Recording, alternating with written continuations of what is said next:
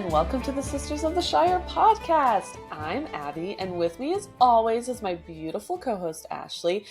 And today we have a wonderful, amazing, totally rad guest that we're so excited to be here.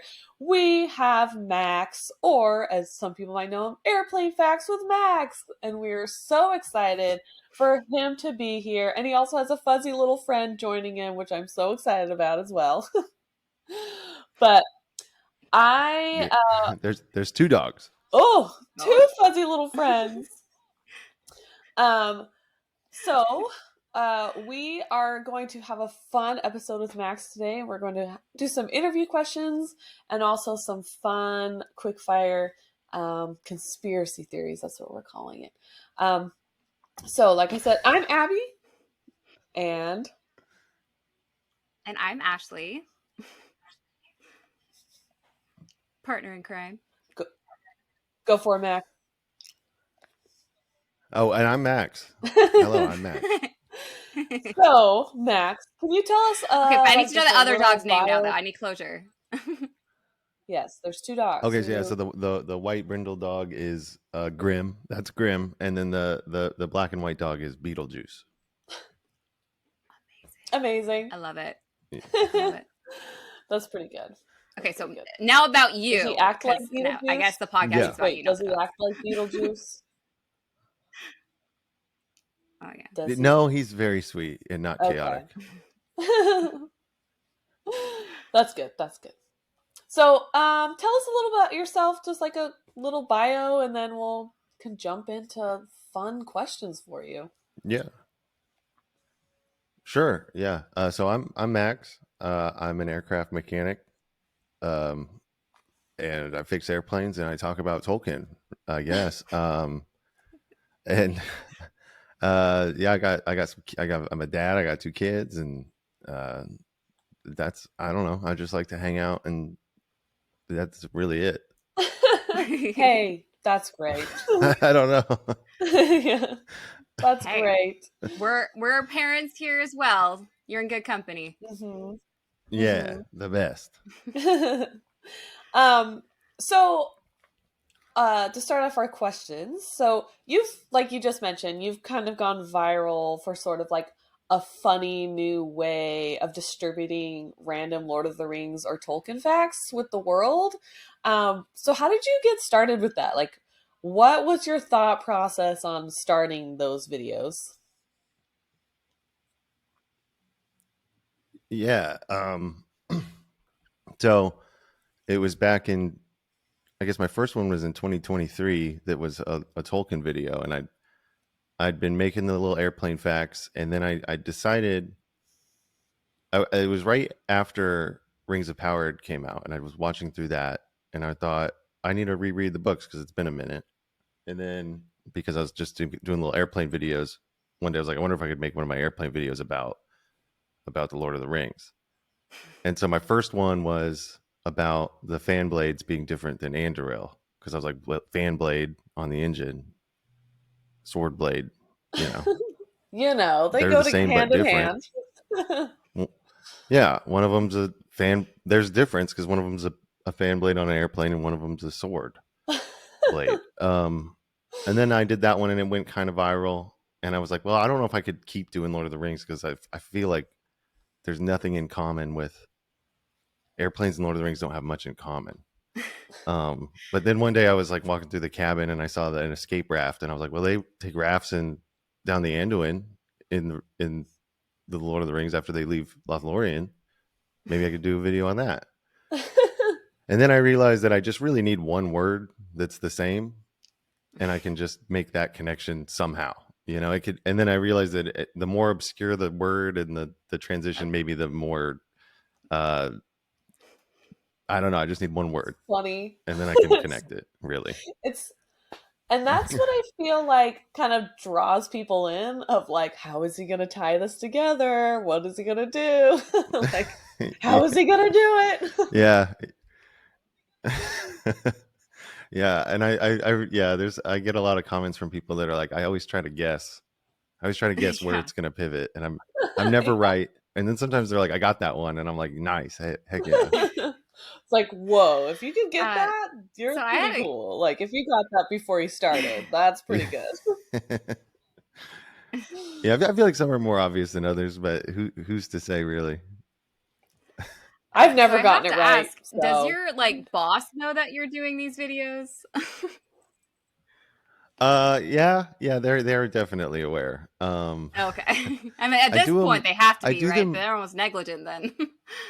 Yeah, it'd be crazy if they didn't. I've never really had a formal conversation with them about it, but they've never told me not to. So, uh, You're making we have like a social media guideline thing, and I follow that. And so I figure like, if I just follow that and maintain like a positive community, I don't see the problem in it. true. Yeah, You're 100%. And bringing I also a do them on my lunch break, mostly so that it's for my time.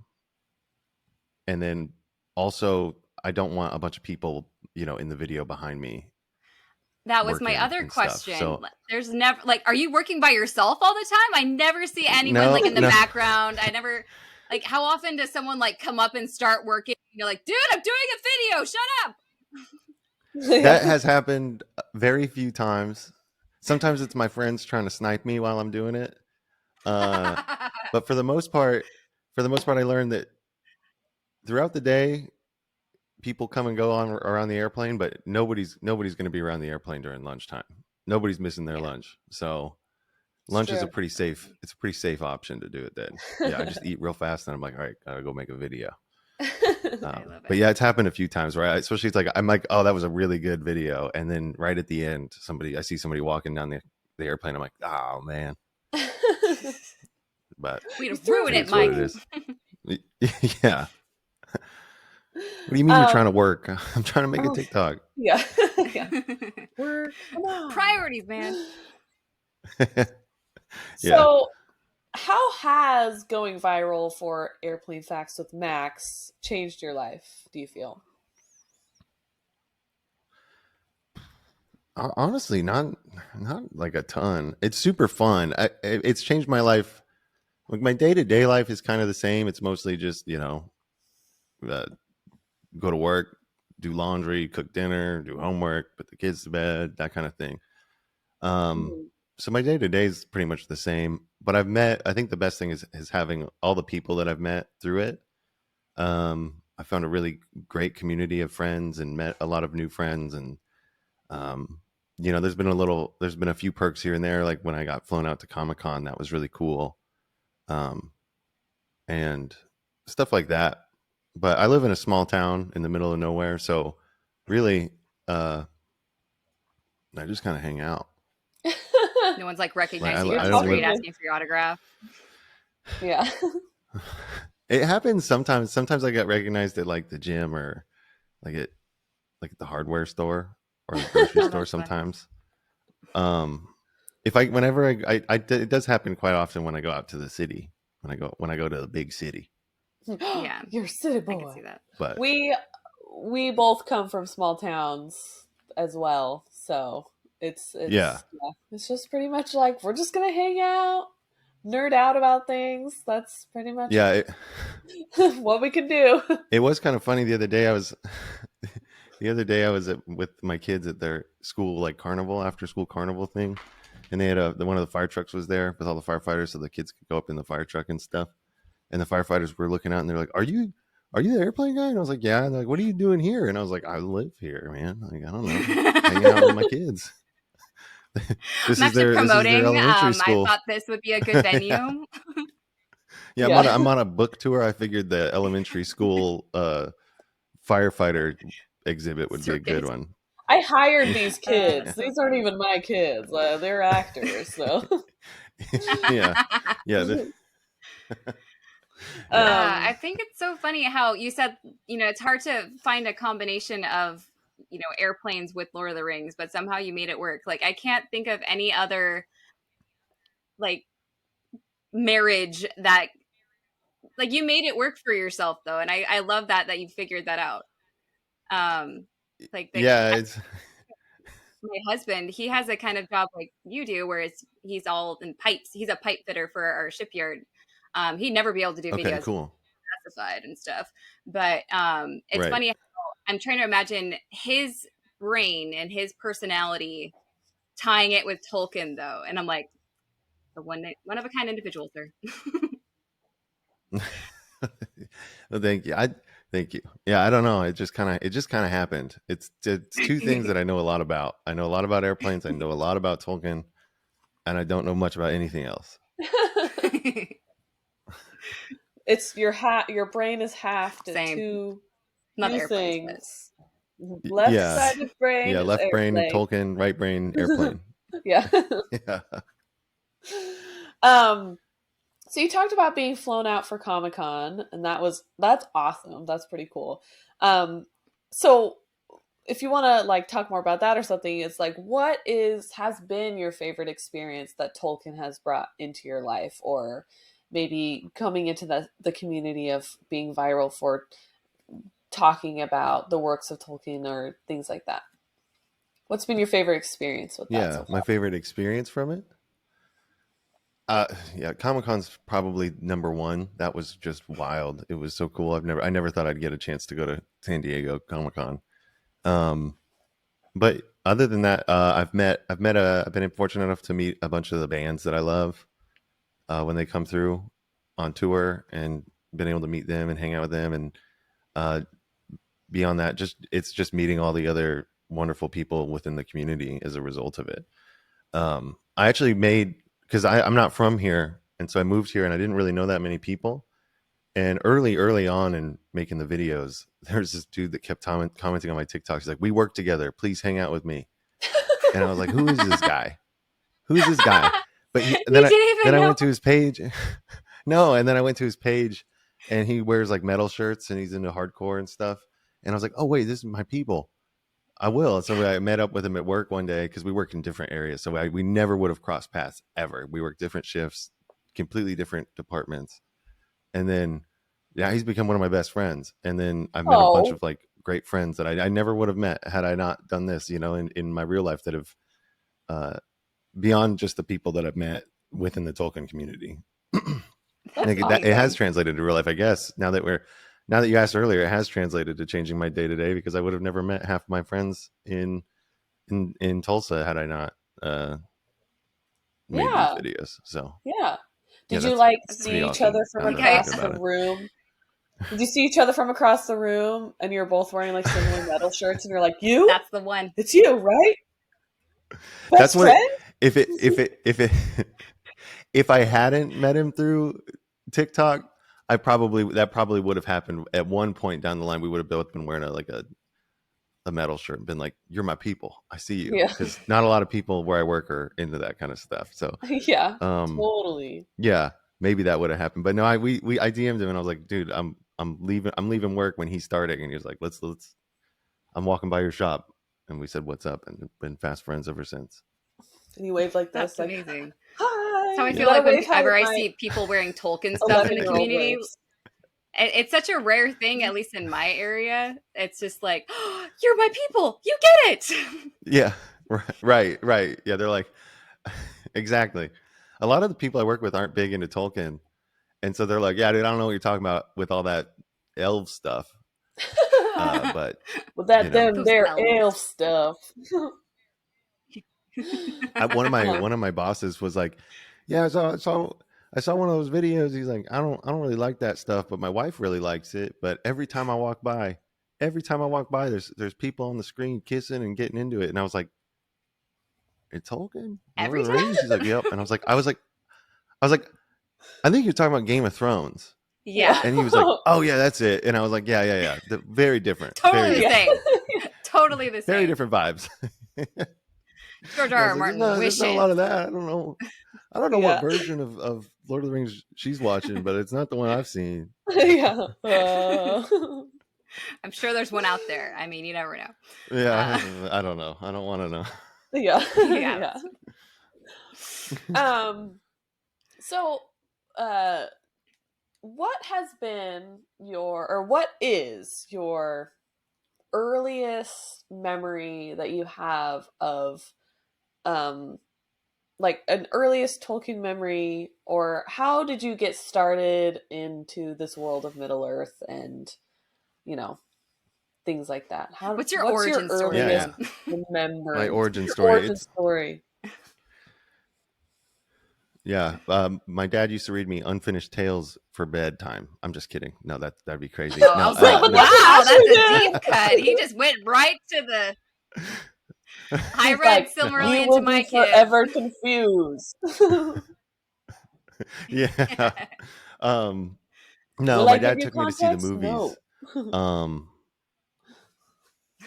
Yeah, my dad took me to the movie Fellowship when it came out.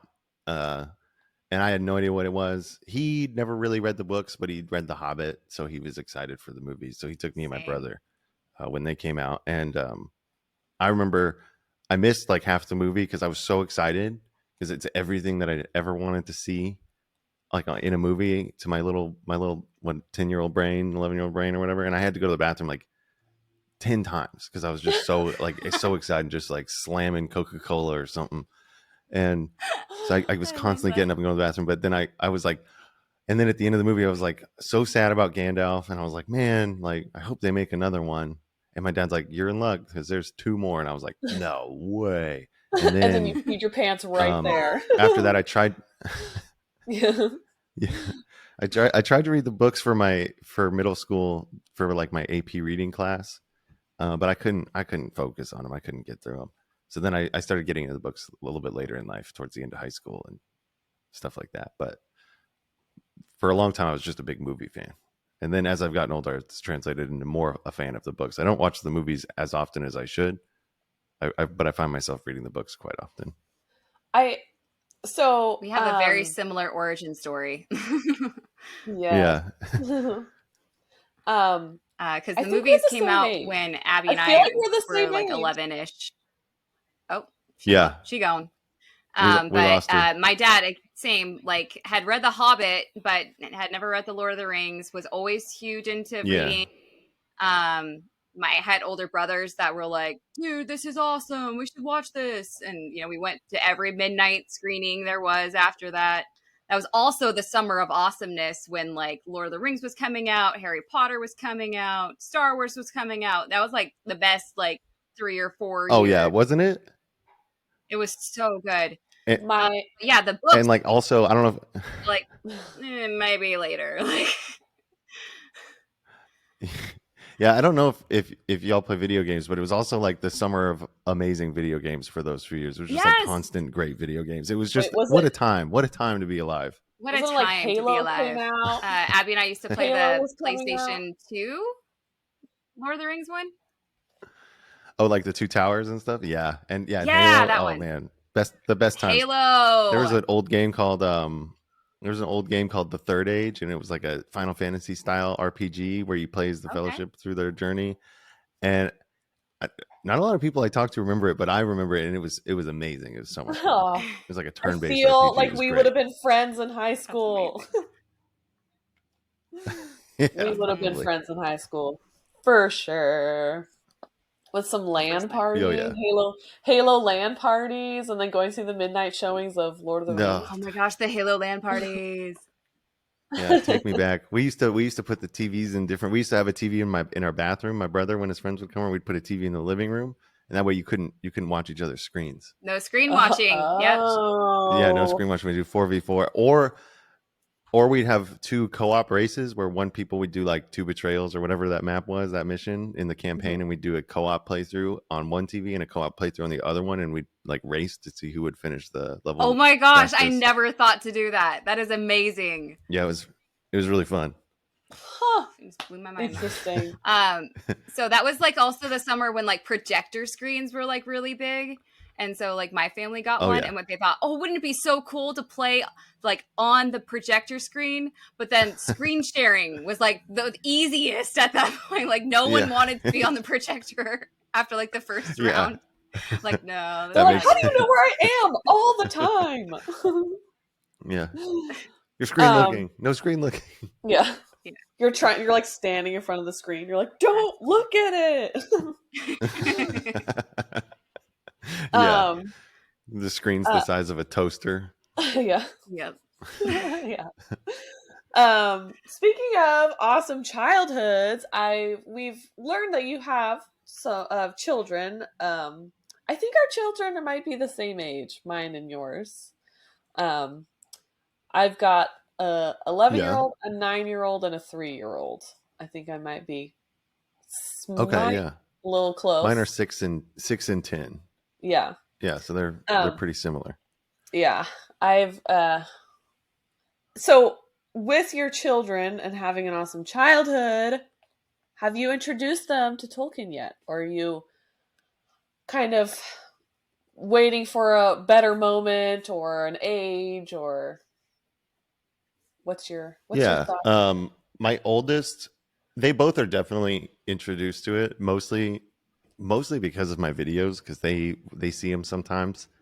I don't show them to them, but sometimes they look them up with their friends or whatever. And then, I've got some swords hanging around. You can see Anduril right there. And oh yeah. I did read The Hobbit to my oldest when he was about the age of my youngest. So maybe I should start reading it to my youngest too. But then he read it on his own. And I think Lord of the Rings might be a little bit too advanced of a reading for him, but maybe not. He's a pretty good reader. But they do like it. They've watched the movies. They don't like it as much as I like it, but that's fine. They're into other stuff. They really like, they'll get there, or they won't. It's not, if as long as they like what they like and they're happy, that's what I care about. But they do like it. You will love them. But they're not. I don't think they'd get the. You will. Yeah, I don't think they'll get. As of right now, I don't think any of them are planning it like Lord of the Rings tattoos, like what I got. I was gonna say, I was gonna ask about the tattoos. How many Lord of the Rings ones do you have? Because I saw the shard. Oh, I just got 2, just only 2. I got I've got the shard in Narsil, and then behind the hilt you can see a little tree of Gondor going up there, and then like the Witch King's flail is there. So cool on that arm. I'll probably get more, but as of right now, those are the only 2 Lord of the Rings ones I have. Love it.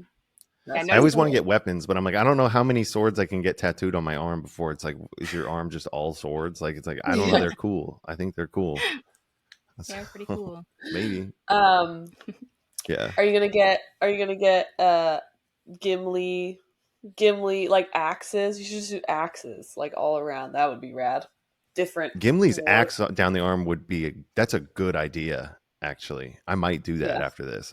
I might send a message to my tattoo artist, like, "Yo, Gimli's axe." Yes, that's a good idea. Just work through all of it. I'll get Aglos. I'll get Gil-galad's spear. Yes. How are you gonna make it sparkly though? You got to make it sparkly somehow. True. We'll find a way. They're getting really good at tattoos now. They use like white somehow to make it look sparkly. Crazy. Oh yeah, they could do it. They can do it. They're wizards.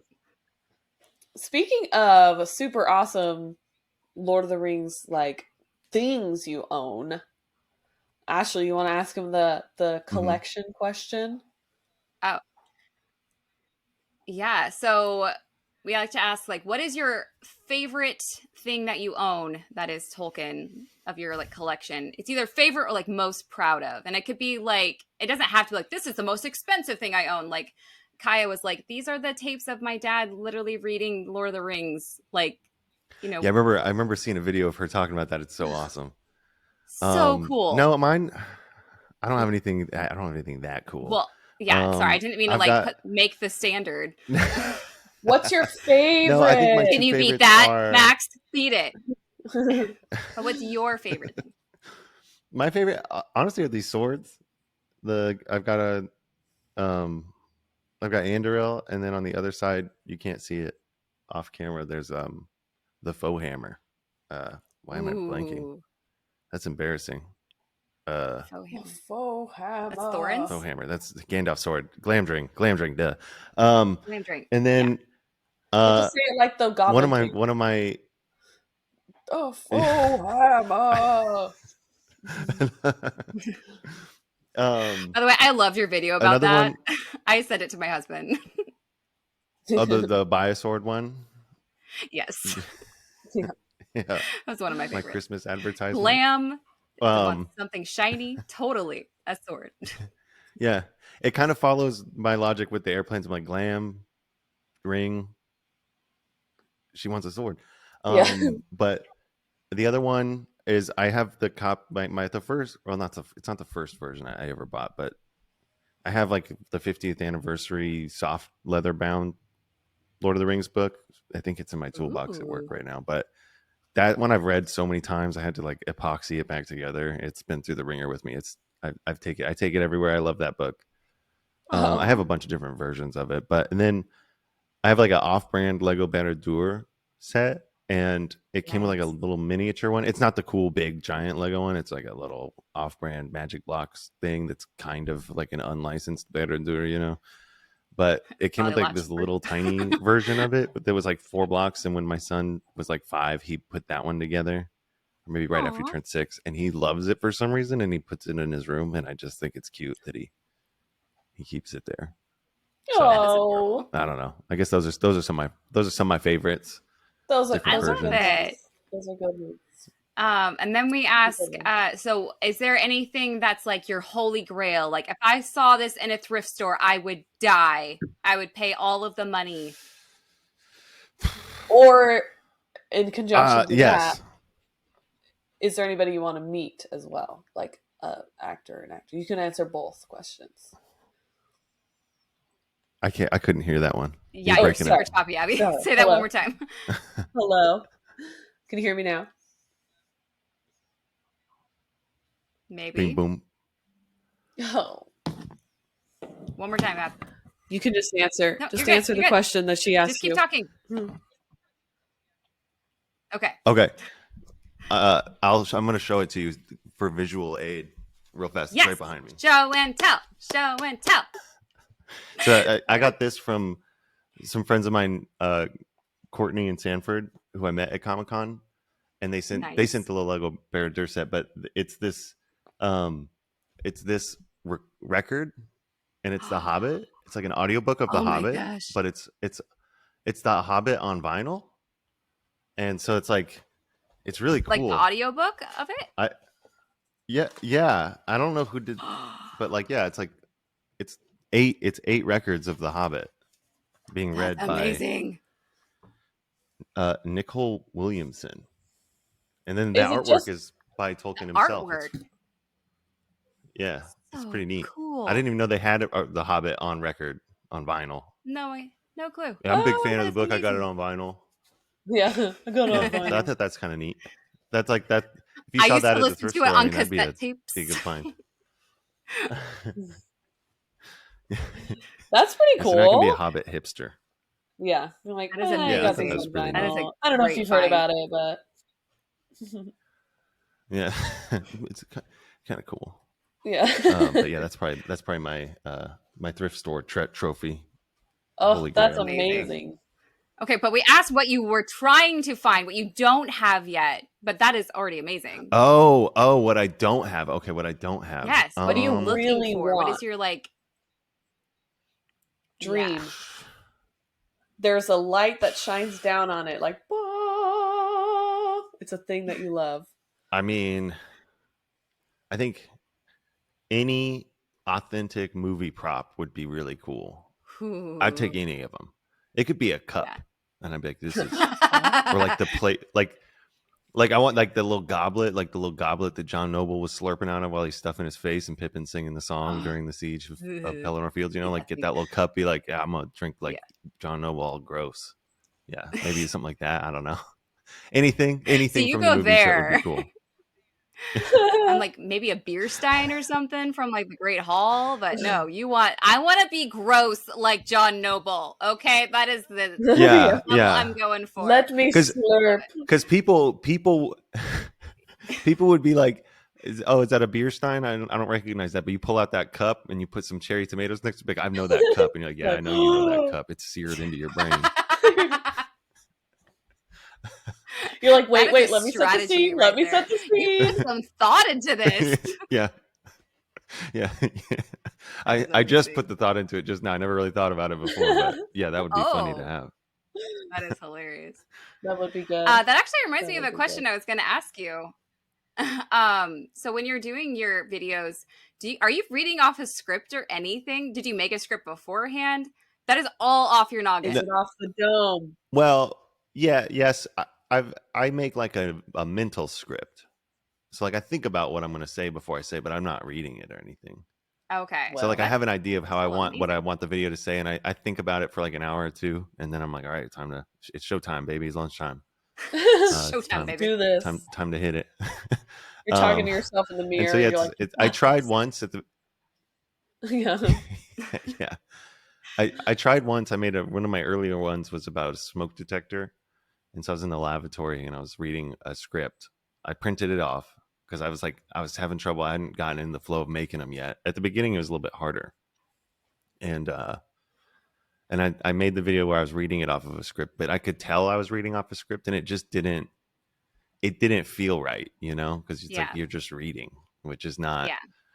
And so then I think it's a skill that I trained over the years of just being able to gab for a minute straight. It's amazing. It's a gift. So- I kept That's like why looking they at your call it a eyes. gift Like, is to he gab. reading something? No, this is off your noggin. Yeah, no, I've tried reading, but then I think I don't have like reading off a teleprompter even is a skill. I think probably I've never done it, but when I read out loud, like I sometimes I'll stumble over the words. So if I can just think about what I want to say and come up with like a mental script, it works pretty good. That's amazing. Your brain is So- amazing. What a gift. I don't know if that counts as a script, but it's not like I don't just walk up there and then just like go for it. But remembering though the script taped all up in the that you don't plane. have written down. Yeah. I just think of like the major points that I want to hit, and then the words that kind of come in between are like it's just kind of free flow, I guess. Yeah. So I'll think thrust reverser, reversal of the course on Karadros. After Karadros, they go through Holland. In Holland, they're attacked by wolves. After the wolves, they go up to the doors of Durin. And I just kind of think about that, and then in between, I'm like, all right, well, just connect the dots and do that. I love that. Your- I love your ending your too. brain is I think that's awesome. pretty cool too.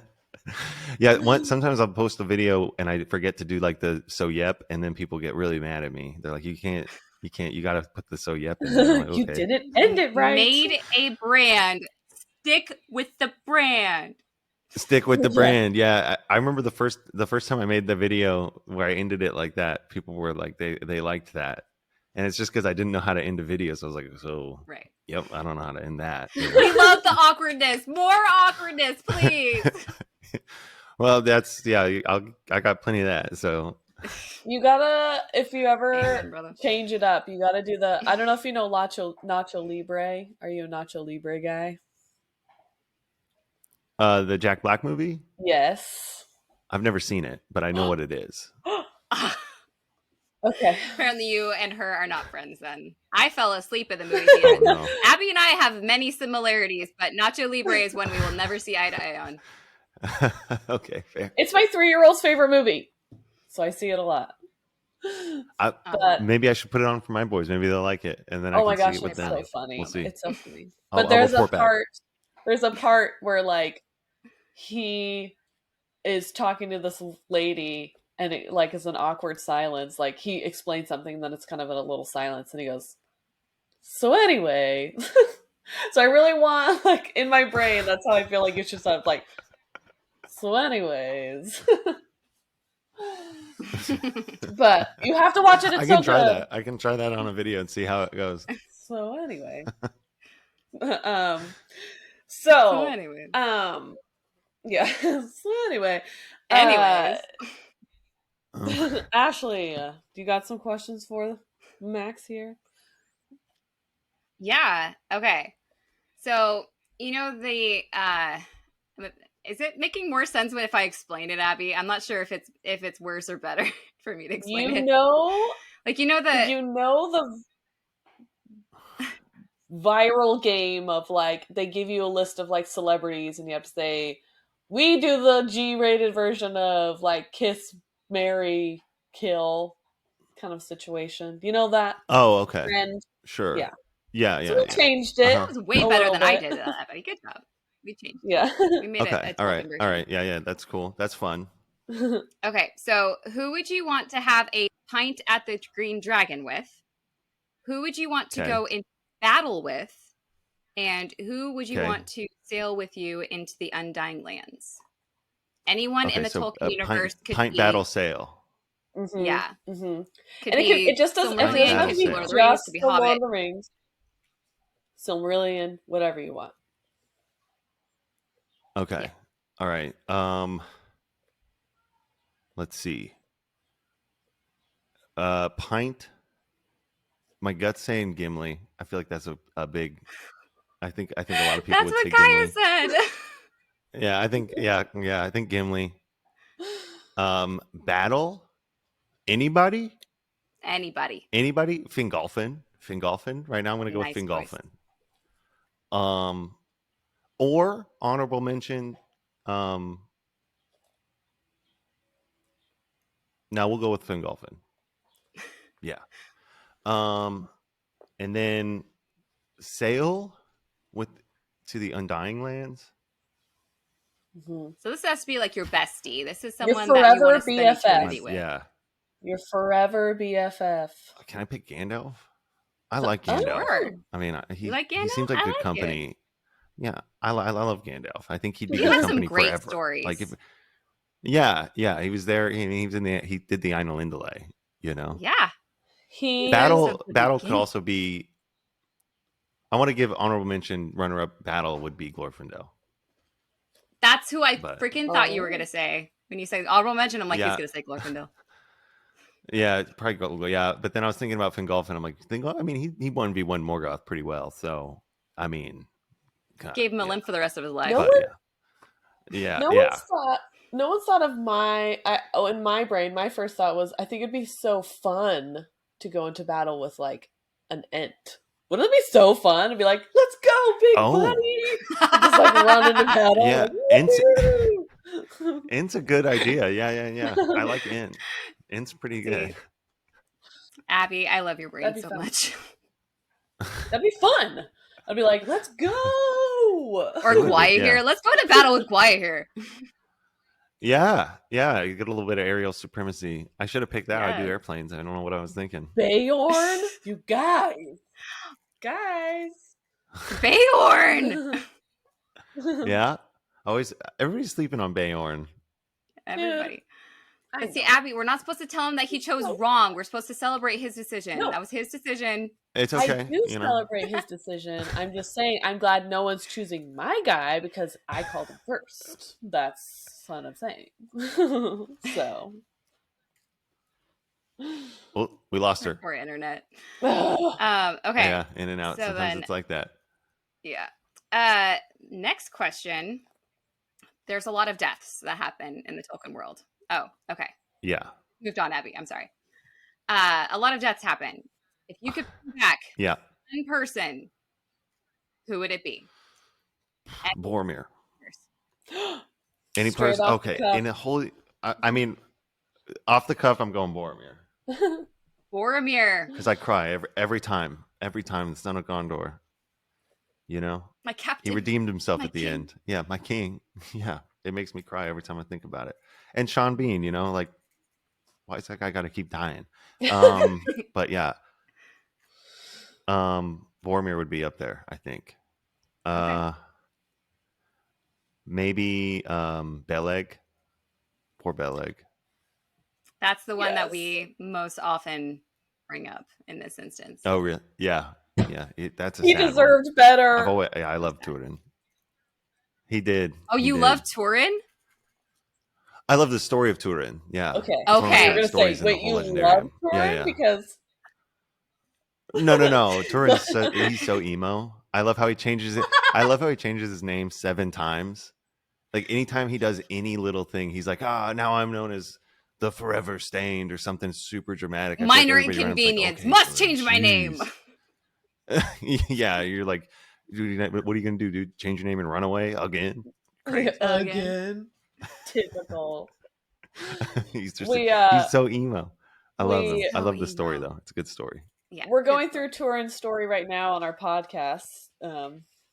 which we talk about Oh his yeah. emo phase, and we were talking about the Yeah. part where he built that bridge into the city, which doesn't help at all. Turned out did not help.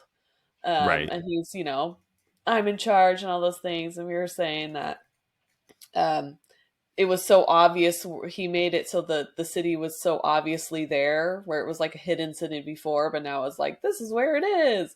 I was like, yeah. So then like Yeah, it's like putting a spotlight the on it. yeah, now that like Elf FedEx can go and drop off some like packages for him, Elf Amazon Prime, and then like they read off his name, but like the name sheet's like this long. And they're like, I got a package here. I need a Yeah. signature for, and then it's like 7 names. Yeah, So I could see that. yes, But yeah, we mourn the loss Um, of Beleg on our podcast almost every time we bring him up. We literally have an RIP moment of Yeah. silence. There's never enough time in the day to properly mourn Beleg. No. I actually have you ever seen that meme of it's the Harry Potter book, which I'm not sure if you're into Harry Potter too. But it's where Hedwig dies in the book, and someone had like written over the text in the book, and then Hedwig like got up and flew away, and remained alive, and someone had just like written over the book. And so I'm like, what if I could do that but for Beleg? And so with the help of the robots, aka ChatGPT, I came up with an alternative ending for Beleg, which is like, now I'm like, I want this to be real so bad. It's like Turin did stab him, but he actually fell off of a cliff, and then he like Aragorned down a river and lived. Yeah. Like thanks to Olmo. Yeah, he got better. Olmo's like, I got you, man. And then like what if that could have happened? He got better. Yeah. He got Yeah. There's a better. lot of what ifs in the whole story of Turin. Honestly, there's a lot of, you're like, whoa, man. I've always said I think Turin would make the most compelling live action standalone story. Yes, True. I think it would That's be actually a very great, good and I point. think and especially because it has such a happy ending. Could we Does get it, though? a Turin timeline? I'm not trying to spoil. You guys are going through right now. I don't want to spoil No, it for any of your we listeners. read the Silmarillion version. We're just doing the Unfinished Okay. Tales version now. Oh, okay, all right. Yeah, okay. Could we do So we know how it ends. I just think a at the TV end, show? A TV show of Turin's timeline, at the end, Tour's timeline. How they like And go side by Tour. side, Tour and Turin. oh yeah, and then Like there's that one meeting. Like, well, they don't meet, but when they're in the woods and Tour sees Turin, I think that'd be a really that's my compelling moment. favorite part. The pool. When he's like, they're walking in the woods, and he's Yeah. like, "We're going over here," and then you just see this guy like, just like running back and forth, like screaming, like and then and then they're like, and then Tour's like, "Huh. Well, anyway, like let's just keep going." Moving That along. guy seems seems dramatic. He's like, you don't even know the half of it. Your cousin. And he's like, "Ooh, wildflowers!" I just know He, at the like, runs ending. over there. I just know at the ending of Turin, like the audience would just be like, What? Yeah. yeah. Imagine the uproar. Like people would. It's so it'd be crazy. It'd be great. Mm-hmm. We'd But get all those anyway, reaction I videos. was getting on sidetracked. Sorry. Yeah. No, we love sidetracks. So my nephew, when he saw Rogue One for the first time, I'm not sure if you've seen Rogue One. Yeah, I love Rogue Okay, One. so at the very end, credits. He's maybe 12 or 13 at the time. So everybody dies. Like, that was Yeah. Yeah, dude. I remember going into Rogue One, and I'm like slightly above average on Star Wars than like the average person, but I'm not like a crazy Star Wars head. But I think that a lot of when they announced Rogue One, I was like, okay, but if they're taking the planets of the Death Star and all of these characters, I was like, they all have to die, right? They all have to die. You Otherwise, knew they'd it. show up in the immediate. And I knew they were all going to die, but I didn't think they were going to die because I was like, there's no way Disney has the capacity to kill off the entire movie cast. And then they did, and they I was like, proved you wrong. yeah, they did. I was like, there's no way like they're gonna escape to the Outer Rim or something and like retire and not join the rebellion. And then they all died, and I was like, respect. I mean, respect on the commitment to the Can't bit. believe they went Honestly, there. They kept the story. I mean, it made the movie have like a really emotional. Yeah, it gave like an emotional ending to it. It was great. And now I'm watching Andor right now, and now it makes me sad. I love Yes. Cassian. I know. Yeah, and I love Jen Erso. She was great. And then I and then know. oh well, it is what it is. Talking Star Wars on the Lord of the Rings pod. I know. Well, it was Hey. really funny because we recorded with We Kaya do- on May the 4th, and we didn't talk about anything Star Wars. So Yeah, we we're did. coming back with. Oh, I okay. know. I felt like I failed in so many levels. Oh, there she goes again. No, we compare a lot between the universes just to keep our story straight. So, like, for example, Finrod is our guy. We love Finrod so much, and we call him Okay, yeah. Valerian because he's basically Captain America, but it's not America. So, Captain. Captain Valerian's pretty. Yeah. I like that. And then we started going from there. Like, okay, part of the Middle Earth Avengers. We're like, okay, so Fëanor is obviously Tony Stark. Yeah. Thor. And then going from there, like, I feel like someone could be Hawkeye, but Hawkeye doesn't get enough like cool scenes for him to actually like be Beleg. So like, who would Hawkeye? Right. he just need to give him a bigger role, I guess. I don't know. Right. Okay, so but Tor is yeah, we Thor. like the blending of the fandoms. Tor is Thor, and then his friend. Yeah. His tour. We call him his tour guide. Veronway. What's his name? Veronway is Loki. Yeah. Come on. Yeah. Loki and Thor. Come on. It works out. I can see it. Okay. Next question. Rings of Power. Yeah. Hot take. What did you enjoy the most? Were there any parts that you were like, I wish they could have done that differently? Did you like love certain scenes? Favorite character? Thoughts? Easter eggs. Yeah. Thoughts. Okay. Overall, big fan of the show. I like it. I think it's season 1 was a little slow. Season 2 really stepped it up in every way. And if they keep the current trajectory, I'm really excited for season 3. My favorite part of the series so far was the introduction of Numenor. I thought was really cool in season 1. Like seeing Numenor, I think they did a really good job of like making it look Numenorian. I'm a big fan of like the design of Numenor. I also loved the sacking of Eregion in season 2. I thought that was really cool. I thought it was really neat. You loved it? Like Eregion, you thought it was cool, sir? Yeah. I know what you meant. I just had to go there. I remember right after I think it was episode 1 of season 2. Yeah, it was. When Sauron turns into like the goop monster. He turns in that thing of slime underneath the ground. Mm-hmm. I like that a lot. I remember I was in a group chat with Miranda and Belmont. I don't know if you're familiar with them, but Miranda does Ex Libris Mir and Tolkien Tuesdays and stuff. And we were on a group chat on Discord talking about season 2, and we were making jokes about Goop Sauron all the time. But then I saw somebody post about it on Threads at one point, and I thought it was a really good take. And it reminded me of they were talking about how when the Balrog falls in Khazad-dûm and he plunges into the lake with Gandalf, he turns into a thing of slime. And in my head, maybe that's like a throwback to Sauron turning into a thing of slime, stronger than a snake, kind of slithering around until he's able to regain his form. I like it. And I remember I talked about the Balrog once on a TikTok turning into slime, and everybody's like, "What book did you read?" And I'm like, "The book. It says thing of slime." The book. The book. They're like, "That didn't happen." I'm like, "It did, not in the movie, but like he turns into a slimy goop monster too." So maybe when an evil Maiar dies, they turn into slime. Who knows? Not me. I thought it was interesting. I thought it was kind of cool. Yeah. So the good Maiar turned into. It happens. So my daughter, she's kind of a dark soul, we'll call her. She Mm-hmm. I don't really take into account the parental recommendations. I see what she can handle, and if she doesn't have nightmares, I call it good. So she loves Stranger Things.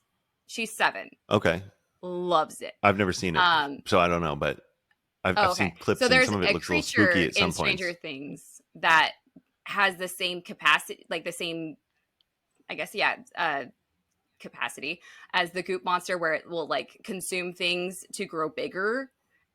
And so I was really worried how she'd take that scene in the Rings of Power, because I showed her that too. Someone call CPS on me, whatever.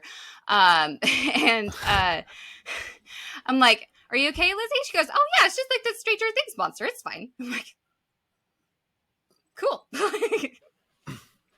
That's awesome. So I get Hexus from Ferngully. Okay. Yeah, I don't know what that is either. Ferngully is a deep cut. Fringully? What is Fringully? I feel like Tolkien would have loved it. It's got fairies. Ferngully. It was like a cartoon from our childhood that was very much. Oh, Ferngully. Ferngully. Yeah. And Tim Curry is a goop monster. 6-year-old, they will die. Okay. Yeah, Tim Curry's a goop monster. Robin Williams is a bat that's had scientific experiments done on him. It's a whole thing. Okay. Sounds good. Isn't it Don Bluth, Abby? Maybe. Is it a Don Bluth one? I forget. Yeah. Anyways, so sorry.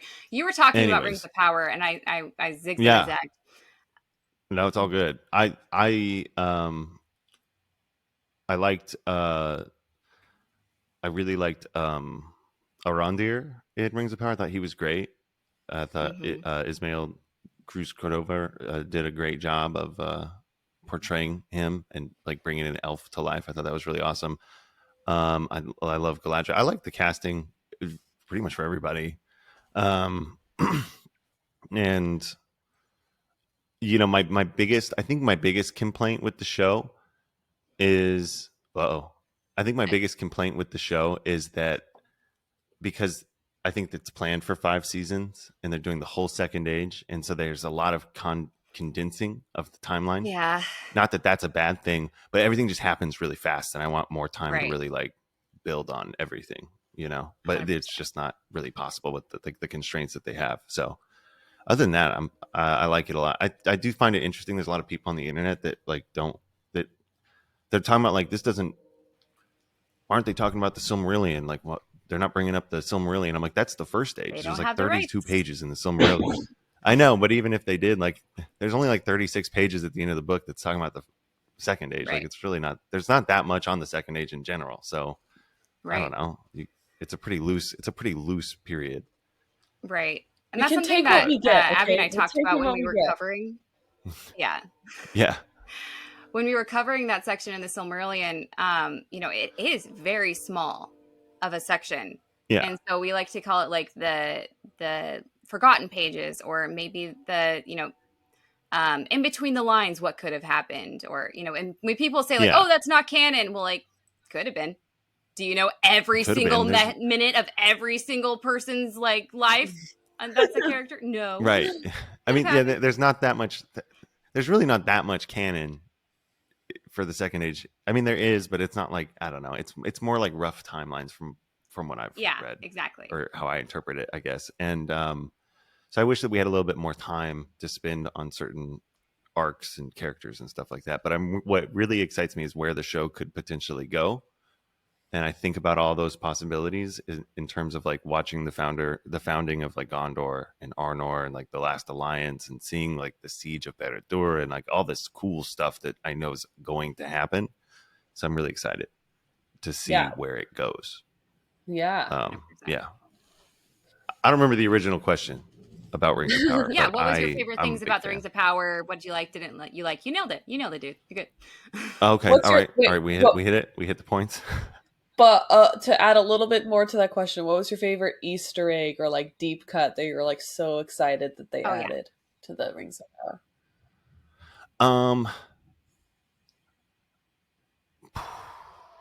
So, like for I example, really enjoyed hearing. Kaya was like, I The what? love that they used. Kaya said that she loved that they used Anatar. Like they actually called him Anatar. Like that was like very exciting for her that they like kept that name. Like something like little like that. Yeah, What do you think? For you, what was like I the did. I exciting like? did Oh, enjoy hearing. I enjoyed hearing when Arondir is talking about Beleriand and that Yes. he grew up in Beleriand. I thought that was really cool. I thought that was really interesting hearing him talk about Beleriand and stuff like that. Because I was like, I know what you're talking about. Because I've had theory conversations with some of my friends being like, I wonder if he's from the first stage. Like, where did Arondir come from? You know, and so it's like kind of cool Yes. hearing that he was a child in Beleriand. I had the same So he question. was there for some stuff. He saw some stuff, you know. Yeah. Because that's why he's War so Wrath stoic. was pretty bad. yeah, right. It's like I've seen things. That part bothered me I've in seen the things. first season where he's like, "Were you born in Beleriand by the river?" I'm like, "What river? Like, I need more details." New Beta, Do Beta, and Belmont went up to the showrunners, and they were like hitting them at Comic-Con. They were like, "What river?" They had the same conversation with the actual showrunners. They're like, and they were like talking about like the fragrant bushes on the coast of the river. Yes! Like it has to be the Assyrian or something. And I was like, I don't know geography as well as you guys do, but yeah, tell us what river. I'm the So- person that is It's funny. asking, like, I'm not trying to pull apart your universe. Like, I will stay within the realm of fantasy. I will stay within your rules of the fantasy, but I want to know all of the things. It still needs to make sense. So Yeah, I want you to want know the little all of the I need the things. details. Yeah. That makes me Uh, wonder what you think about Tom Bombadil. Ha! We actually had a very interesting conversation with Kaya about that. So my experience with Tom Bombadil was literally, and I had this like particular memory. I lived for audiobooks as a teenager. I still do. It's very rare that I actually read a physical book. So I would listen to audiobooks in the shower. I would listen to them in my room. And I have all of those songs stuck in my head. And it's that guy that did the audiobook singing it. Like we have Andy Serkis now, which is amazing, but it will forever be that one guy. I will find his name and I will give him all the credit one day. But so I have him being so cheery and then we meet him and I didn't really put it together until Kaya brought it up, but she's like, I missed the jolliness. He wasn't quite as whimsical as I wanted him to be. And I was like, yeah, I would can't agree sing. with that I can't hear him singing sure. Bombadillo. Yeah, like he's not as kooky and off the wall and just whimsical is the perfect word for it. I agree with that for sure. Yeah, but I did love that one scene where he's like, "Were you talking to someone?" He's like, "You're the only one here." Like that was like a hint of it that I was just like, "Yes, more." Yeah. Make it more. Do more. Yeah. I agree with you. But then along your line of, but I need the details. I was like, okay, so how did he get to Rune? Why did he settle in Rune? And then how is he going to get to the Barrow Down area where, later, like what's going to make him move? That's the journey that I'm curious about that maybe we'll get next season, but I doubt it. I know some people, I've heard some theories saying that he's going to Rune to like see what's going on with the like maybe like dying trees or something, but I don't know. Who's to say? We'll see, or we won't, I think they're dying because it's a desert. Mystery solved. I don't my personal take on Tom Bombadil is I know like even in just the book, because some people like a lot of people ask me like who do you think Tom Bombadil is? I'm like, I there's only 3 things you need to know about Tom Bombadil, and it said he's a merry fellow. He's got a bright blue jacket, and his boots are yellow. You don't need to know any more than that. And then they're like, Yeah. well, where did he come He from? Like, gave you the he's a answer. merry fellow. He's got a blue jacket, and his boots are yellow. I don't know what more you want from me. Yeah. That's all I know. Did you ever see the VeggieTales Lord of the Beans? No, I haven't. Show that to your kids immediately. I think it's on YouTube. Okay. But Okay. there's this one character that I never put together as Tom Bombadil until I had the Tom Bombadil stuck in my head after watching him in The Rings of Power, and I had the song stuck in my head. I'm like, dude, I bet you, Abby, the guy with the umbrella. What vegetable is he? Tom Bombadil What vegetable in is The Lord Tom of the Bombadil? I What don't remember what vegetable is Tom vegetable he Bombadil? is. But he's this guy that's like unicycling just randomly, and he's singing this song like, I'm a lucky fellow, I'm a lucky boy, like, and he's just singing, and he's talking about, do you like my new umbrella? And then he just is really random, and he's singing, and he's just so random, and I never put together, I bet you that's who they meant to be Tom Bombadil. Like, I've never even seen it, but it sounds like Tom Bombadil. The vibes are Tom. right? Tom Bombadil would have a Tommy unicycle. Tommy B.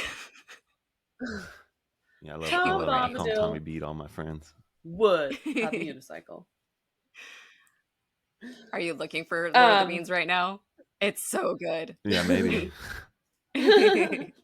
There is, it's the VeggieTale, so there's going to be a moral and a lesson in it that's heartwarming to your soul, but it does still stay The on pretty orcs are close to the book. sporks. That's The awesome. orcs are sporks. If that's not a selling point to you, I don't know what is. Yeah, that is. That's canon. That's canon. Yeah. Right? That's where they came from. Another I like random fun question I want to ask. We haven't asked anybody this yet of people we've interviewed. It's true. Where would your retirement home be in Middle Earth?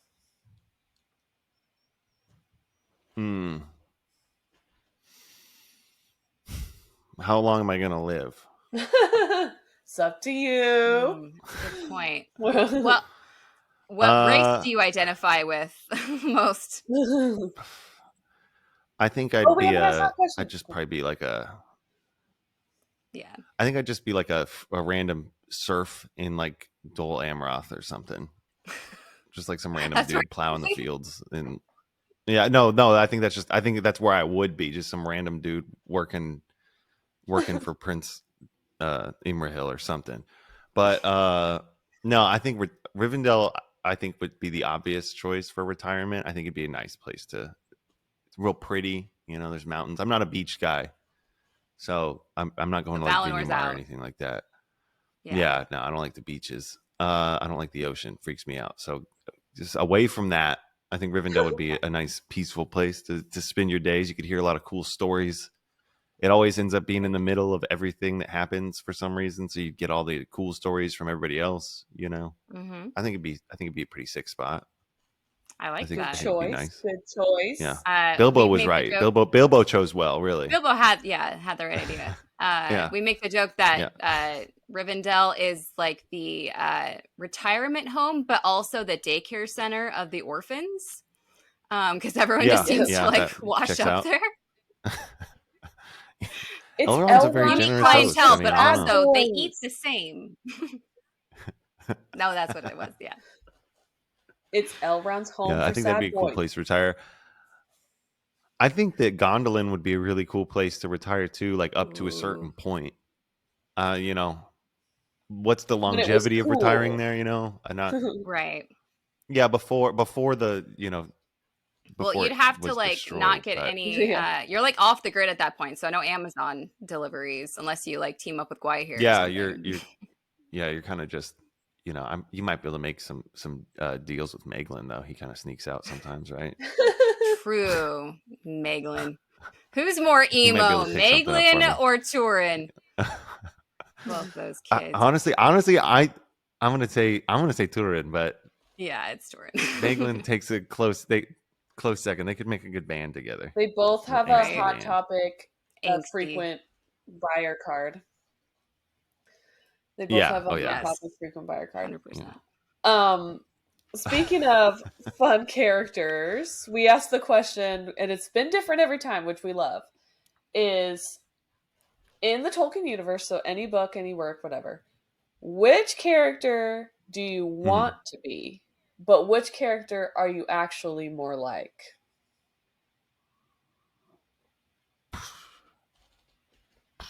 I think Faramir would be a good choice to be. I'd want to be Faramir. I love Faramir. I think he's wonderful. You want to be belittled by your father? Interesting. I know. I was like, well, okay. You want to be that? Wait a minute. You want to be that? But he was tutored by Gandalf. That'd be pretty cool. But Faramir's the best. And he got to be with Eowyn. Or Sam. I think Sam would be somebody I'd want to aspire to be like.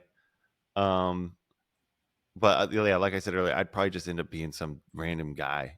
Villager I'd be like number the 3. Hobbit, just like kind of picking it. Yeah, like just the Hobbit kind of picking his ear when the ringwraiths come in or whatever. Just like, I don't know, man. I'd be like some dude just like fixing wheels on wagons somewhere, just like, oh, lot going on these days, huh? Your Middle Earth version of being I'm not going to be a hero. Yeah, just like a wagon guy. That'd be just like the blacksmith or... Yeah, no, not even anything that cool. Probably, I think, yeah, just a wagon guy. Like, yeah, wagons running a little rough there, bud. You need new axle on that. CV joint's gone bad. They're like, how much is that going to cost? I'm like, you're not going to be happy. You're not going to be happy. Sorry. I love it. Yeah, right. Or Butterbur. I forget a lot of stuff. Butterbur. Yeah. Such a funny name. Yeah. Where did he come up with that? Did he actually meet someone? I don't know. That's the other thing that we do is we like, okay, so where did Tolkien get this idea from? I still want to know the origin story of his idea for Turin and Nienor. I still want to know, did that actually happen in his real life? And he's just like going from like experience. So Butterbur, did he meet a guy at an inn and he's like, I'm Mr. Dolgan, my name's Butterbird. He's like, how do you spell it? Write that down. Let me write that down. Probably. I really like Fred, Bert, and Greg, or whatever the trolls' name are in the Hobbit. I love the way they talk. Do you think he like so much? Do you think he had some like old men in the pub? Yeah. Do you think he like met probably in the pub? Yeah. 3 old dudes in a pub who are there all the time. And he's like, that's arguing about the mutton. That guy. And he's just like, old Greg. Old Greg. Old Greg. Oh my gosh, that's a deep cut. It's Fred, Greg, and something else. Or Bert? Is it? I don't even know if it's Fred. There's Bert. Thank you very much, names. Bert. There's Bert. Yeah, I know there's Bert. I love that they're like BERT human too, regular, like normal English names. It's like I'm gonna throw these in there. Right. No one will notice. Yeah, just everybody else has cool names, but then these ones are just regular. I love that. I like when people like, I don't know, like imagine if Aragorn's name was like Kevin. You'd be like, oh, there's Kevin. So okay, cool. I play D&D with my family, and I am the DM for my kids, and I do kids D&D, and I let my kids make their own characters and stuff. And my son's character is a wizard named Kevin, and he has a no, it's a gun. Oh no, not mid D&D story, not mid D&D. You play D&D? No, I never have. Okay, neither. None of my friends are into it, so I'd have to do it online if I did. But okay, hello, so am I back? What is Fox's D&D name? You're back. He is a wizard named Kevin. That is his character. Awesome. name. And instead of a wizard hat, he has a beanie. And like, I think his like wizard robe. I think his wizard robes are like a hoodie, like a really long like sweatshirt. Which I'm like, that's basically what wizard robes are. Yeah, he's just rocking the streetwear. Yeah. I love that.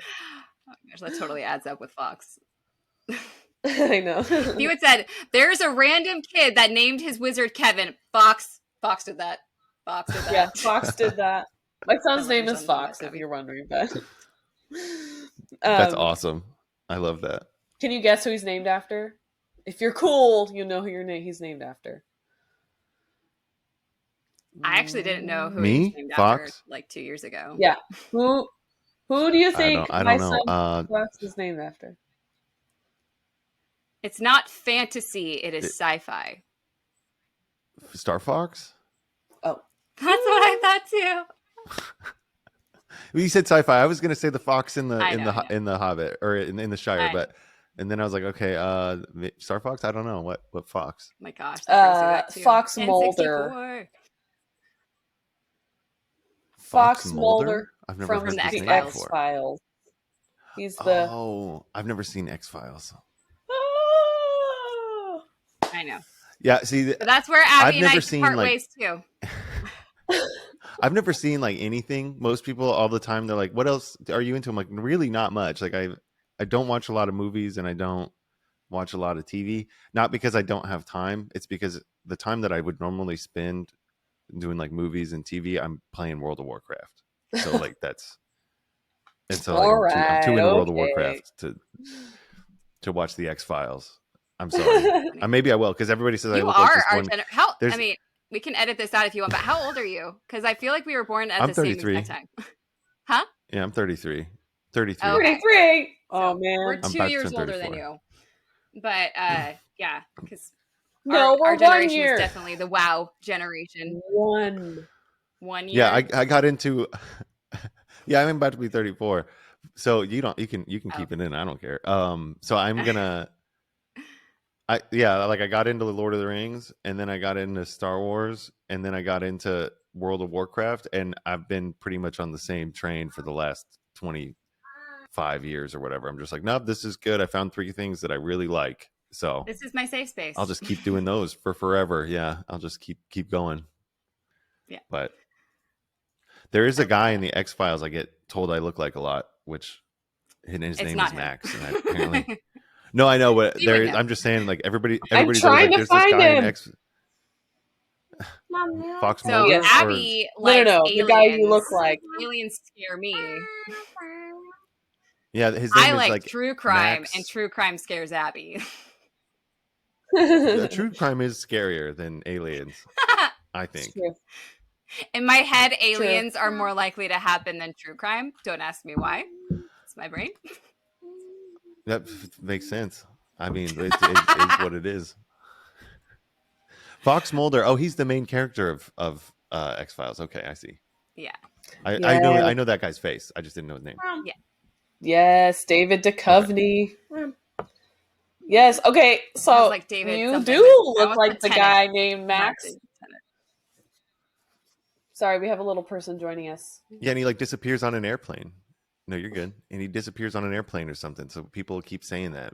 Yeah. Max Fennig, I think his name is, right? Hi, Oakley. I don't know. That guy. Look at him. Kinda. He's like he's got like long red hair and he's in glasses. So everybody's like, and he has something to do with the airplane. I don't know. It's whatever. But people are always saying that on the internet. Aw. I can see it. You have and I'm always like, okay. What's it called? A doppelganger? No. Yeah. There's a few of them out there. Yeah. Okay, so speed round conspiracy theories. So like it doesn't have to be canon. I don't think there really is canon for some of these. It's just more like, what do you think? So I can just do whatever I want? Yeah, pretty much. Okay, all right. So works for me. These are questions that like I had during when we were going over them in the podcast, and there's no good answer. So I just liked hearing what other people think about it. Okay. So the Stone of Eric. Uh-huh. What is the point? What is the point? I think Isildur brought the Stone of Eric from Numenor before it sank, and I think he just thought it was a really cool rock. I think Isildur and the Numenorians just use Palantirs and the Stone of Erech and stuff like that as a cover for them being just really into geology. I think they just really like rocks, and they like to pretend that the rocks are important when they're actually just shiny, cool rocks. So there's no point other than the fact that he thought it looked cool. Yeah, I like it. Because the image of like, all right, guys, you see that big boulder over there? We're gonna take it on the boat, and then we're gonna drag there was it like, why? halfway across Middle Earth. Yeah, the Numenorians they're just famous for their rock collection, and apparently it's like a huge rock too. The Stone of Erech was like a big rock. Yeah, and they're like, you're gonna have to put that on the boat, and they're like, are you gonna help? He's like, no, I'm a lord. No way I'm gonna help with that. Exactly. Have fun. But it better be on my boat before we go. Exactly.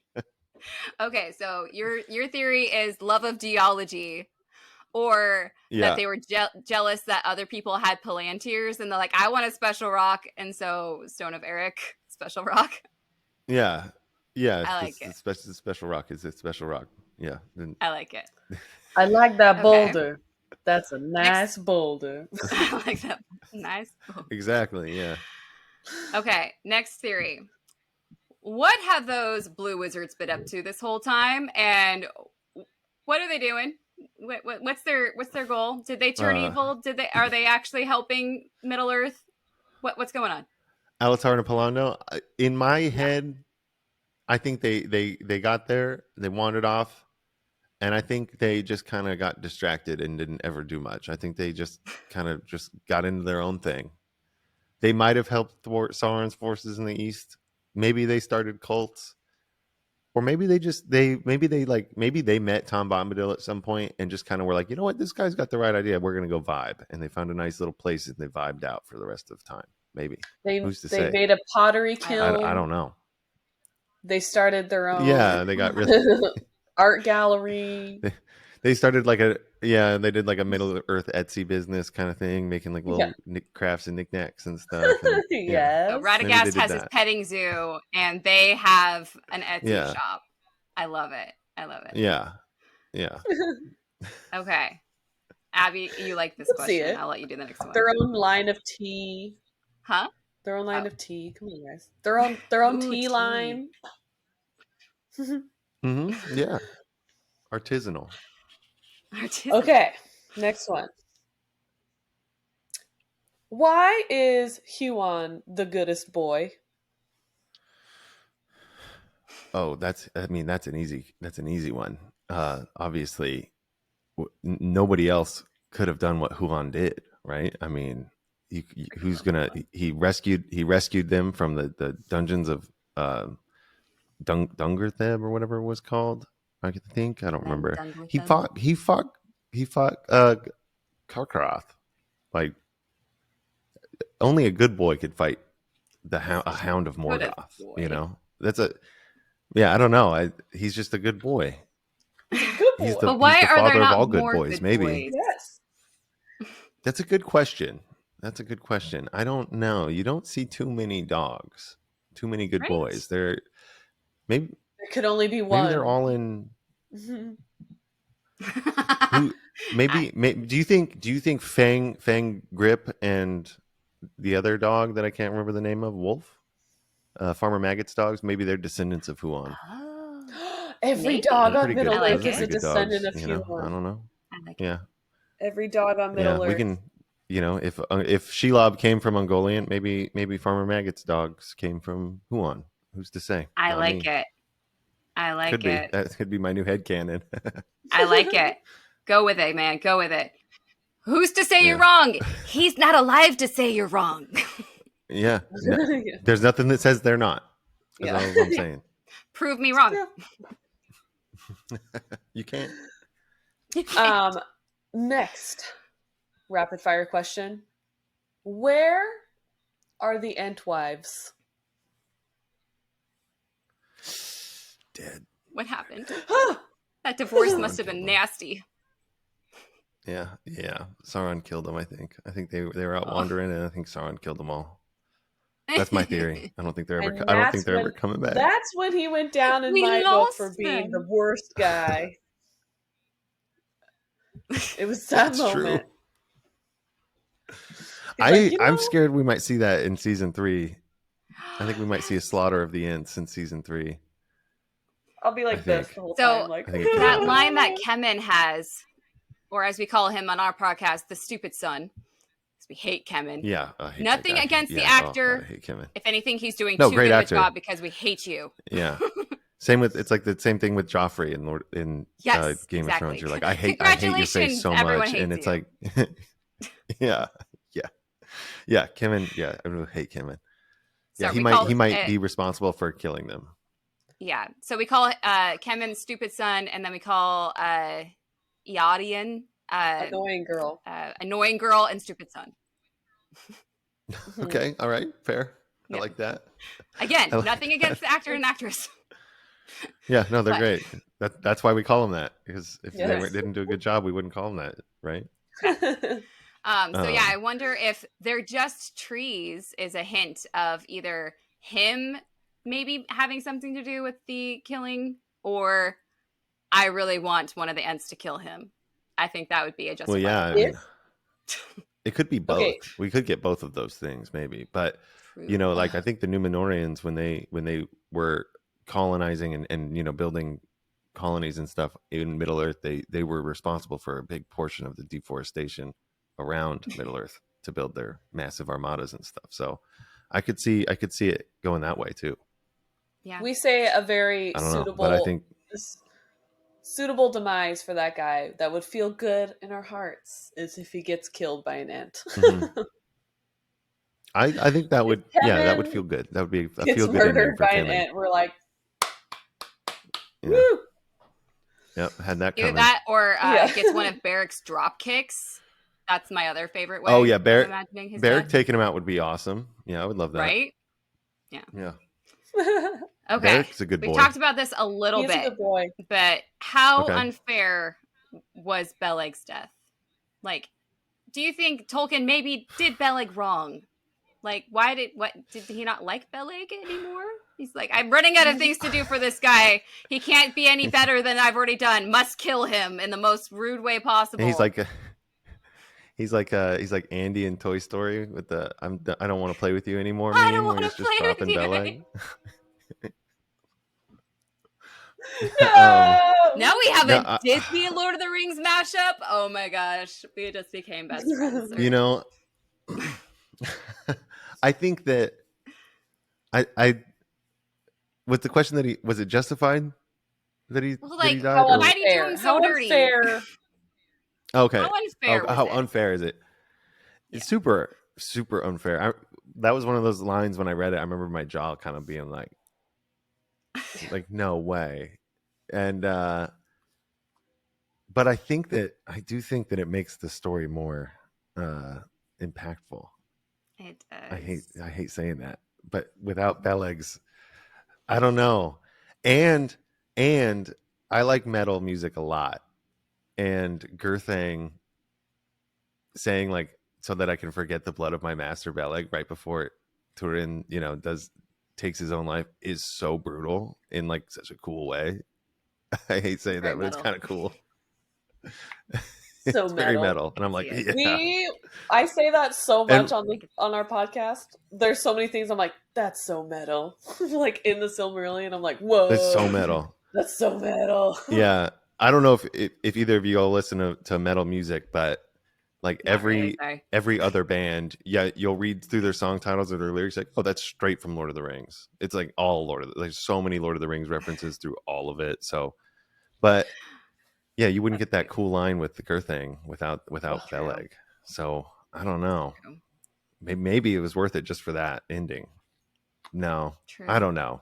No, it's not. No. So unfair. I still No. I feel bad. I feel bad saying it because we love Beleg. I love Beleg, but Yeah. I don't know. It is kind of a dirty way for him to go. I was one of those like, really, like that? That's how you're. Because like You're gonna there's meet your other demise? characters that died that didn't deserve to die, like our man Finrod, but he like died like nobly and like Right. for like a good cause. It was just Right. there's no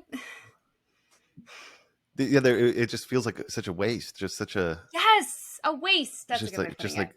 yeah, it is. Yeah, and it feels gross. It's horrible. But Gerthang's sick. Gerthang's sick But though. we're thinking it's pretty sick.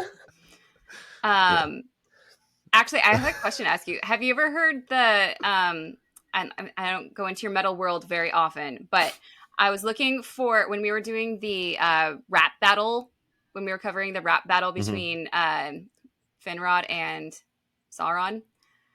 There's actually a lot of metal people that have covered that, and I was actually very impressed. Have you ever heard any of the like rap battle music that around that scene particularly? I haven't, no, but I will do a deep dive after this. I will find some. Okay, so I'm gonna send you one. It's probably you wouldn't consider it metal, but it's like my favorite, and it gets stuck in my head very easily. Okay. And I feel like the whole world needs to hear it. I will send it to you. Okay, yeah, no, that's cool. All right, I'm gonna send you one. Yes, please. Album. Yes. It's not screamy metal either. It's power metal, so he's singing. Okay. Really high, but yeah, I it's can't a concept album called Nightfall in Middle Earth. There's no screaming, and the whole thing is basically like a retelling of the Silmarillion as like a concept album. That's it's really amazing. Cool. It's really cool. I'll send you a specific song off it, which is my favorite. It's the Oath of Feanor, and it's like, ooh, it's really interesting. Anyways, yeah, it's by Blind Guardian. I freaking love when people like, okay, this sounds so judgy, but like, okay, looking at you, like you could be a nerd, sure, like the glasses, sure, be a nerd, like metal, but like metal, like looking at most like heavy metal bands, you're like, he's not a Tolkien nerd, he doesn't read books, and yet they dive into the. I freaking love that. So much. No, they're the metalheads are the biggest dorks on the planet. That is amazing. You're like, what do you guys do after? You're like, what do you guys do after your show? They're like, oh, we're gonna play D&D, or like we're gonna. We're like they're super into Warhammer and stuff. So you're just like, oh, you guys are just gonna go play tabletop, and they're like, yeah, that's what we do. And you're like, oh, that sounds sick. You just travel around playing tabletop and ripping music. That's awesome. Okay, now you have to watch Stranger Things because there's a character in season I know, right? 4 or 3 that reminds me of that. So good. I think I know which one you're talking about because I've seen a lot of like the memes and stuff from it. So I have like a tangential knowledge of some of the things from Stranger Things, and I remember them talking about Metallica for some reason. Whatever, because he plays Metallica. Anyways, to the monsters. Yeah, it's actually a pretty epic scene. Have you? I mean, totally off tangent, but have you seen that metal band? They're kind of metal. They call themselves dwarf metal, and they dress like Windrose dwarves. Yeah, those Windrose, guys. The Those digging a hole song. Cool. Yeah, I've seen it. Yeah. That's yeah. I know, yeah, it's pretty fun. Okay, last speed round conspiracy question. Who came first? The Ents, the dwarves, or Tom Bombadil? Tom Bombadil. Okay, but what order do you feel like they Tom go Bombadil. in? He's What's that? What order did they go in? Because we've had different conflicting what people think happens. Wait, you broke up. Like what order for the three of them? You want me to like give you my theory on that? Yes. Yeah. Okay. Tom Bombadil shows up. Who knows why? We don't care. He probably showed up with his jacket. He probably showed up with his coat and his boots, honestly. And then for me, technically, I would say the dwarves came first. But hear me out. They were awoken by Aule, but then put back to sleep. They go back to sleep. So they were technically there first. And then I think the Ents would have started walking around the forest eventually from Yavanna. And then the dwarves would be reawoken. And then they'd be free. So I think the Ents were probably free to roam Middle Earth first before the dwarves, but the dwarves were technically awake first. That's what I said. We agree. Exactly what I said. But Kaya had a good point because she said definitely Ents before dwarves. I'm like, but they were awake. She's like, but Eru didn't wake them up. They were like automatons. They were like zombies, basically. That's a good. like how awake were they really? Because if Eru is in charge of the secret fire, Aule can't provide them with the secret fire or whatever. So I'm like, or you the got me there, Kaya. Or whatever the word is. Yeah, she's got some good points. She's smart. But yeah, that's a good point. So maybe the dwarves' physical who had being, life, their physical machination was there first, but did they? Right, yeah. So I don't know. That's good. That's deeper than I usually think. Same. That's why we ask it. It's just like one of those, like, what is your opinion? It's not a right or wrong answer, but yeah. Yeah, no. So that was the end of our automatons, just little robo dwarfs. That's the end of our rapid fire one, but we've got two last things. First, we're gonna ask you we're gonna let you talk for a second about something, and then we're gonna ask you one last question before we sign off. But before we ask the last question, we would love for you to promote anything that you would love to promote for yourself or anything like that. So I don't know. Go for it. What would you like play to the guitar and promote for yourself or something? Just saying. Yeah, I guess the two things that I would promote, like, well, you can find me at Airplane Facts with Max on pretty much everything. I've got a TikTok, Instagram, and YouTube channel. They're all under that name. If they're under anything different, that's not me. And then I like streaming on Twitch. You can find me on Twitch at Airplane Facts with Max. I play a lot of WoW and talk about airplanes and Lord of the Rings. I don't even talk about WoW. It's just me playing WoW while me in the chat have conversations about other stuff. And then I do play music. You can find me on Spotify or whatever streaming platform used for music at Max Comer. That's my name. It's just acoustic-y music stuff.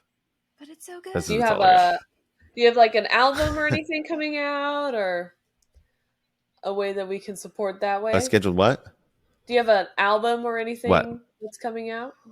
Oh, no, I just have an EP streaming. I got a new single that I need to put out, but I can't figure out what I want the album artwork to be for it. So it'll be coming out soon once I figure out what I want the cover to be. It's been done for a long time. I'm really bad at this kind of thing. I'm really bad at it. Like, well, if you ever need an artist, that's what we do professionally. If you ever need an artist, cool. I am an idea person. Her. Okay. That's what me and my husband I might do take you up on that. And he's done album art for people before. Okay, sweet. Sweet, because I'm not an artist when it comes to the visual world or ideas.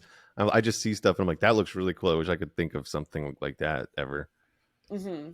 But yes, so if you want to hit me up on Instagram, ask a weird. Yeah. This is a me thing. It's not a you thing. You sound amazing. I love your singing voice. I can't hear words. I need subtitles for everyday life. If you had the lyrics posted somewhere, that would be amazing. Because I'm like, I would love to know what he's saying. That's a me thing. It's not a you thing. You're doing great, but it's just... Yeah, no, I'm with you. I'm the same way.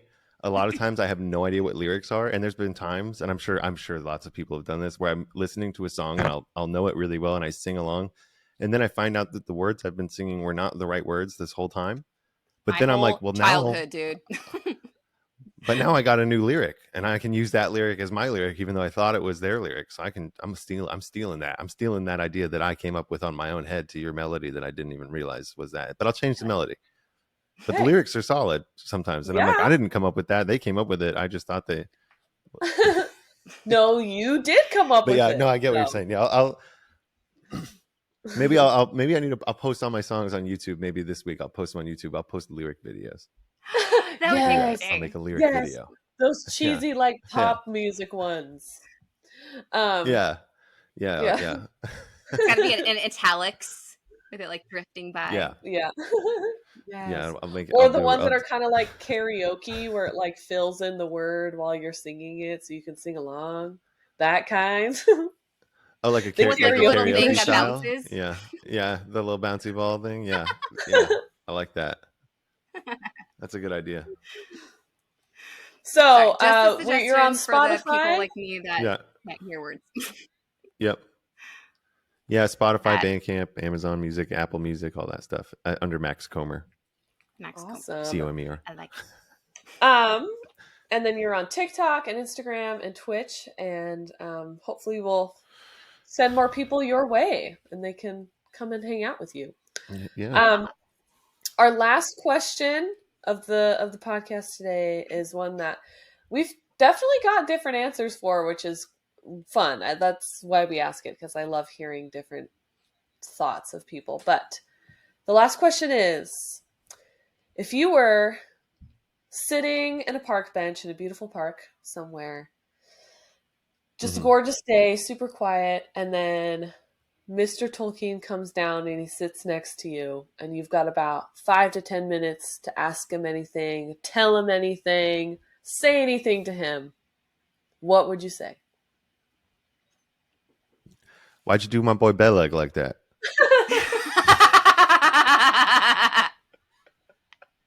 And then just stare. Just get up. Why? How could you? Yeah. How could you?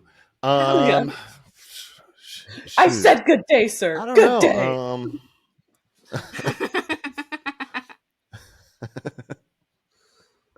I don't know. I think I'd probably just like try to ask him like how he came up with some of the ideas and names and places and just like his general idea of world building. I think that's what blows my mind about Tolkien so much is not really the deeper meaning, I guess, because to me, like, the deeper meaning of any art is it's subjective, right? So if I make something and put it out there, it could mean something for somebody completely different than it means for me. So I don't get too bogged down in what the artist meant when they're, or author or whoever, when they make a piece of art. I think it depends on how that resonates with the person. But I think like the general idea of how he comes up with the world building, and how he's able to like intricately connect things, like these thin lines that go all the way from like the creation of the universe all the way through, the end of the Third Age. Like that's what I love about Tolkien, is finding all the little connections between, like, after you read the trilogy and then you go read the Silmarillion, like you see all these little interconnected bits and pieces and how everything kind of fits together. And it's crazy to me how he was able to do that, and I think that'd be interesting just to see like how do you come up with this stuff? I don't know. Yeah. How you doing? I guess. How you doing? Yeah. How you do that? Yeah, and Beleg. Yeah. And then you end it on Beleg, and then you say, "Good day, sir." Yeah, ended on Beleg. Yeah. I don't even want to talk to you after reading that, dude. Yeah. Yeah. I don't know. Yeah, maybe something like that. That's a good answer. That's a great That's answer. a good answer. That's a like I said, I love asking that question because so many people have different things that they would say, and I love hearing what how people's brain works of asking that. So it's a good answer. Good answer. I love it. Well, I've never thought about it before because it can't happen in real life. He's long gone. He's long gone. So yeah. Yep. I think I sent it to Ashley. One of my favorite memes, or I think it was like a tweet someone did. It was like, I'm standing in a field, and then J.R.R. Tolkien comes down from the heavens, and he comes back, and all he says is, "It's pronounced Jandalf," and then he like goes away. I've seen that before, actually. Yeah, I've seen that. I think that's amazing. No. Yeah. Yeah. Jandalf. Yeah. Well, Max, it's been so fun. Oh my goodness. We're so happy that you joined us today. Thank y'all for having me on. I hope you had fun. Yeah. Hope you had fun. Thanks again. You can't say I did, no. yeah, and it was a good time. It was a good time. Okay. Yeah, I'm gonna get on Instagram. I just had the worst time. It was awful. Yeah, this is the worst. These two girls would not shut up. Yeah. That was super fun. Thanks for having me. Sorry again, I was running late. Oh, no worries. Sorry that I keep disappearing into the worth it ether of the internet. No, that happens. Yeah. It's all good. Like we said before, follow Max with Airplane Facts with Max on Instagram, TikTok, Twitch. He has a new album or new EP and some music on Spotify. We'll be putting his information on our bio for this episode and also on our Instagram. We also have a Patreon at Sisters of the Shire Podcast. The Patreon. Become a patron. You can help support us. We are so grateful for all of you who have come to join us today and have been supporting us this whole time. We're so grateful that you're here. And as I say at the end of all our episodes, I say, thanks for teaching me today, Max and Ashley. Thanks for hanging out. Thanks again. Thanks for having me. It was a lot of fun. Yes. So we'll sign off. I we'll say until names, next time. Yeah. And then go for it. Until next time, I've been Ashley. I've been Abby. Go for it, Max. I've been Max. Yay! Nailed it. And we're so glad you joined us today, and we hope that you can join us next time. Bye! See ya.